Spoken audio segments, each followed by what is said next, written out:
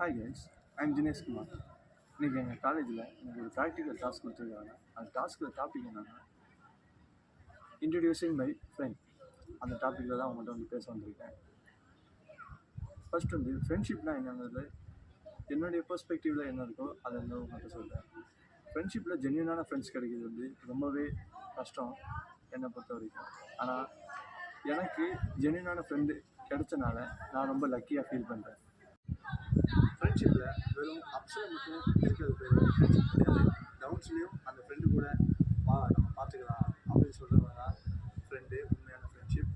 அப்படிப்பட்ட ஒருத்தர் ups and டவுன்ஸ்லேயும் எனக்கு சப்போர்ட்டிவாக எனக்கு இருக்க ஒரு ஃப்ரெண்டை வந்து நான் இந்த வீடியோவில் உங்களுக்கு இன்ட்ரடியூஸ் பண்ணுறேன். எஸ், இவர் தான் வந்து நான் சொன்ன ஃப்ரெண்டு. இவர் பேர் வந்து mister Santhosh. Is from journalism department.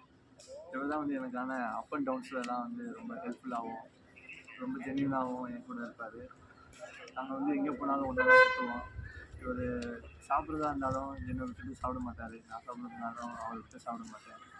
நம்ம வந்து காலேஜில் மட்டும் தான் ஒன்றா இருப்போம்னு பார்த்தா எனக்காகவே இவர் வந்து வீடெல்லாம் ஷிஃப்ட் பண்ணிட்டு அவங்க ஏரியா வந்து என் ஏரியாவுக்காக வீடு ஷிஃப்ட் பண்ணிட்டு வந்துருக்காரு.